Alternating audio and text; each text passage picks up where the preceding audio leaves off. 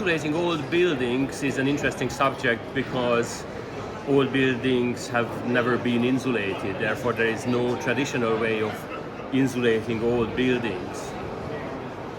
Now, the first attempts at insulating them were basically just chucking on all sorts of modern insulating materials, which were very educational. That was the time when people started to find out that not any insulation does the trick, that modern insulations tend to have side effects such as mold problems and dampness problems and so on. So that was the time when historic England started to dig into it and wanted to understand which insulation works, which doesn't work, and those which work, why does it work, and so on. And the bottom line is that the best insulation for old buildings is that behaves very similarly to the traditional building fabric. And this is how we landed at insulating lime plasters, because lime plasters were part of traditional architecture, and when you replace sand aggregate with insulating aggregates, which means that you give thermal performance to the lime plaster, then you achieve a type of insulation that has virtually no side effects.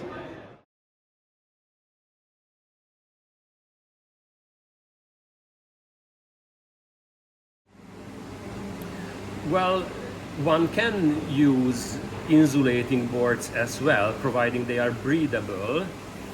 There isn't much wrong with them. What I would add here is that the way they are used, that can have side effects. And by that I mean that manufacturers quite often recommend using VCLs, which are vapor control layers, and they are effectively plastic membranes, which does prevent breathability. So that's one thing that can have side effects. And the other thing is that because they are quite often used as part of a stud wall system, they are often very tight against a breathable masonry, which introduces confined spaces, and in confined spaces one gets condensation. So the way they are used can introduce side effects, and this is something that is up to the builder.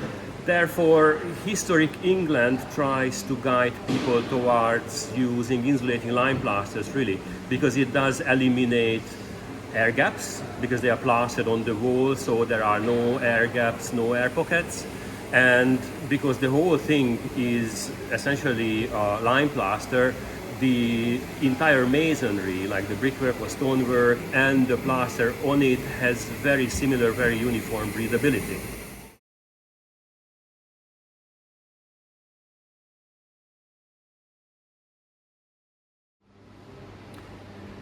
When one mentions insulating lime plasters, people very often think of lime perlite, lime hemp mixes, which are okay as lime plasters, but they don't perform very well. Now, the past years have been quite productive from the viewpoint of R&D, because some awesome insulating lime plasters were introduced to the market, which not only behave like a lime plaster and is breathable and lime and flexible and so on, but they also perform. So I can talk you through what sort of plasters to use in what scenarios.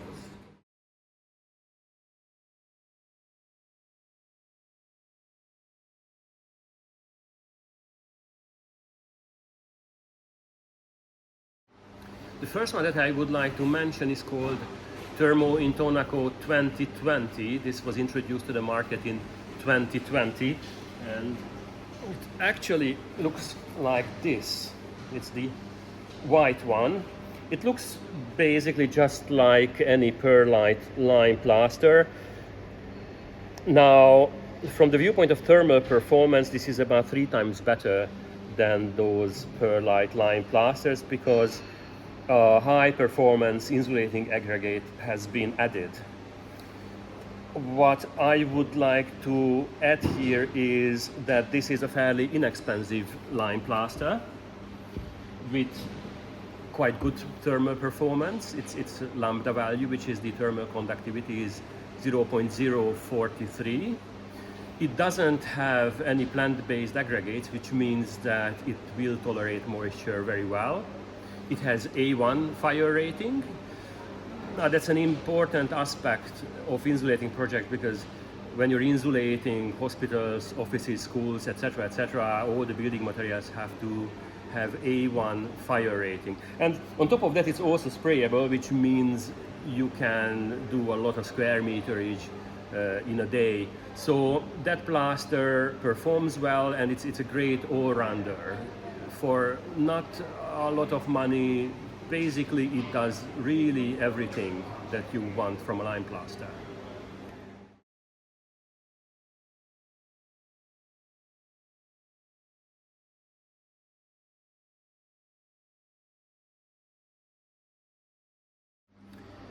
We do have a plastering store for hemp lovers as well.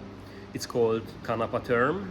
Canapa means in Italian hemp, and term is for thermal. Now, while this is a hemp plaster, it performs about 3 times better than traditional hemp-lime plasters because of the high performance reflective thermal aggregate that was added to the plaster. So beyond the obvious health benefits of any hemp plaster, you also get awesome thermal performance.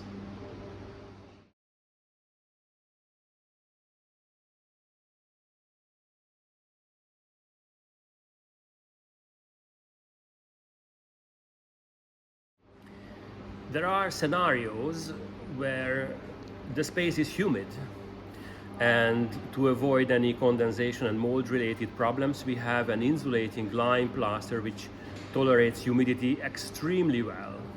It's called Coccio Term.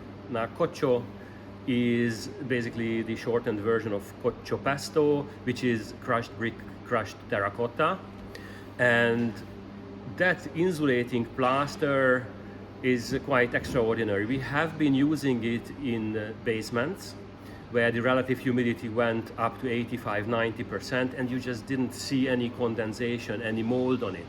It absorbs humidity and releases humidity without leaving anything on the surface. So when you have a building which can get humid, for example, indoor pools or basements or certain stone cottages also do that, then this thermal plaster is for you.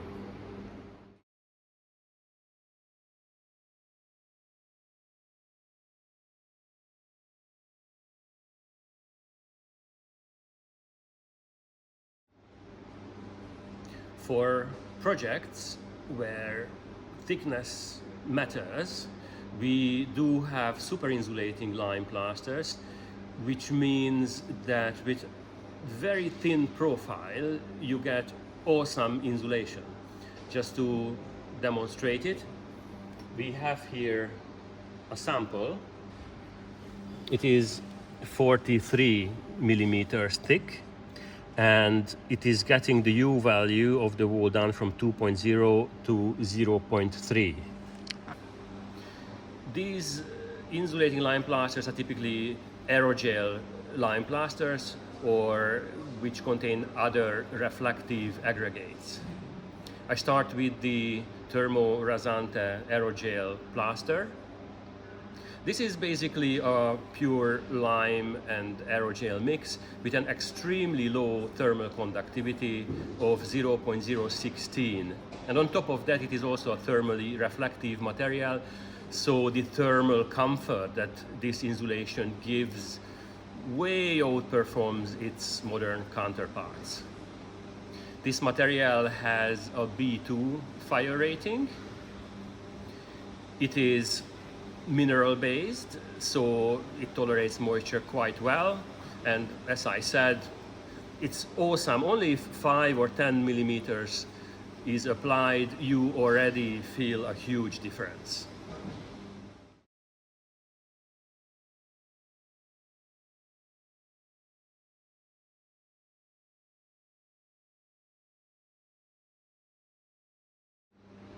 The latest and greatest in our web shop is the Razo Thermo Aerogel. It's this one. Now it's an interesting material because the manufacturer added pretty much anything they could think of to increase thermal performance. Beyond aerogel, it also has ceramic microspheres, cellular glass, and also some cocciopesto to add thermal mass. Now, this material is sprayable, it can be used externally, and generally speaking, it ticks all the boxes